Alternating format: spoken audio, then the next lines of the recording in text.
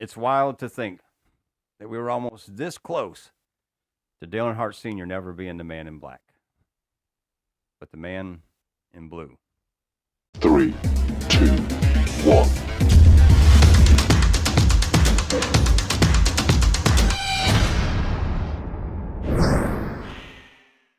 What's up, everyone? Hope you're off to an amazing week out there. A kick-ass week.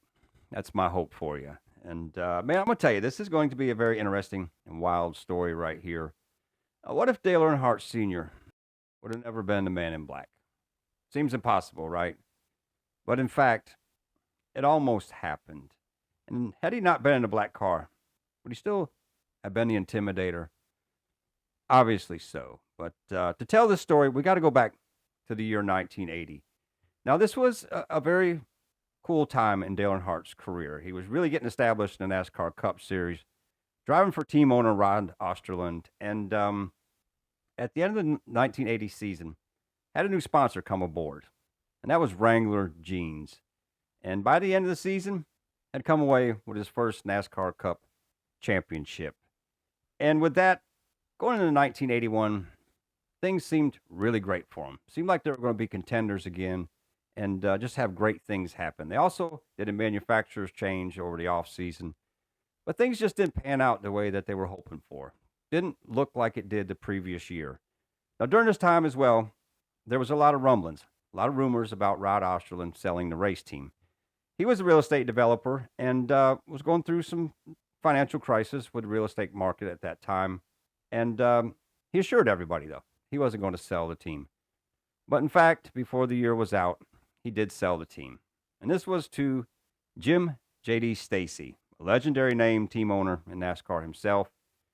But this didn't settle right with Dale Earnhardt Sr. He felt like he was being sold, like he was being bought. He didn't like that. He had a plan of sticking with Rod Osterland and hopefully making a future. He looked up to him. And he just didn't like this aspect of being sold out like that. Now, this is where the other name enters into the story because Richard Childress in 1969 began running in the NASCAR Cup Series. This was at Talladega, at that infamous race where the boycott took place.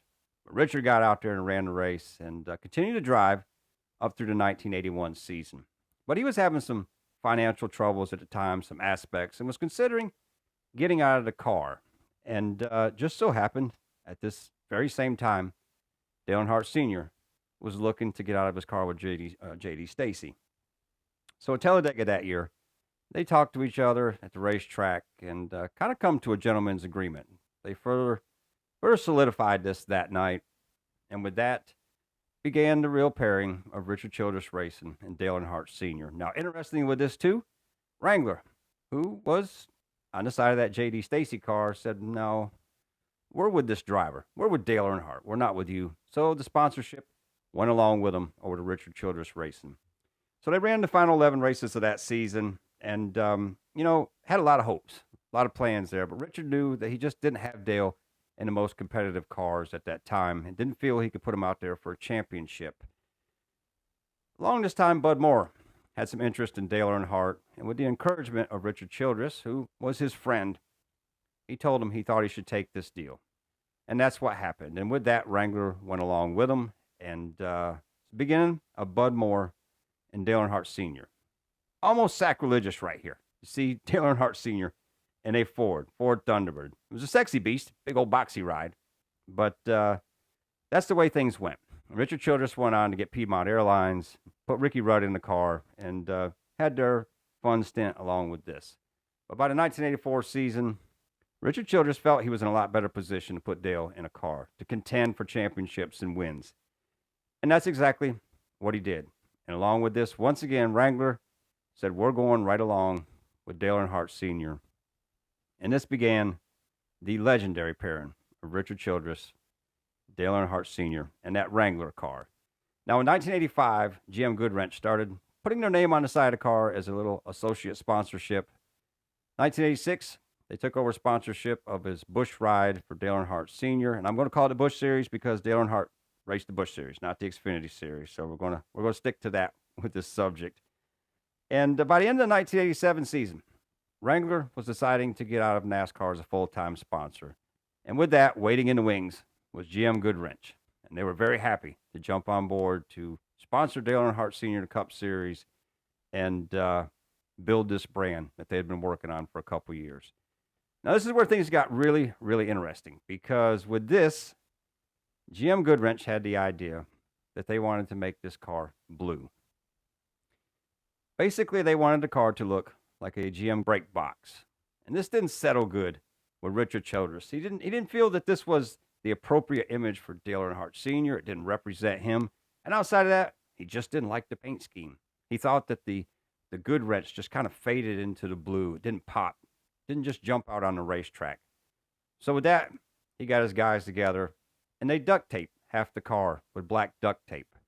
And they also put these bright, bold lettering on it that just made the number, the GM Goodwrench, everything just pop off of this race car. And with that, they brought in the GM officials and said, here, you decide. You take a look. And it was very evident at that time that the black car was the way to go. And with that, that famous black GM Goodwrench with Dale Earnhardt Sr. was born. And we know that it kept on up until that tragic day at Daytona, but a legendary pairing right there.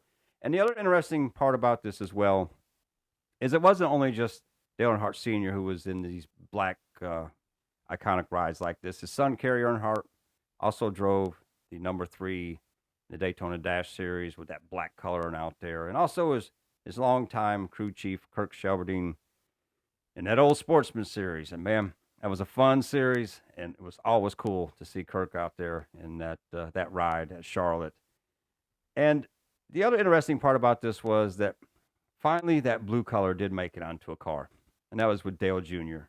Many, many years later, where he went on to win a couple Busch championships in this ride. And many other drivers drove through this, but the fact that Junior was in that blue car, it made it that more appealing that Dale Sr. never drove the blue car, because it seemed to separate them in different ways with that. As always, I want your comments down below. Tell me what you think about all this. Would it have been wild to see Dale in a blue car? I mean, obviously, there would have been some pretty wild paint schemes they could have done with it. I mean, they did do some wild paint schemes, from the silver to gold and this wild thing here. But the black car, that was the man in black. And I love that. But anyways, once again, hope you're having a great week out there. Throw them comments down below. Hit that subscribe button if you like what I'm doing. And man, as always, we'll see you at Checkered Flag. Checkered flag. Dale Earnhardt finally is a champion of the Daytona 500.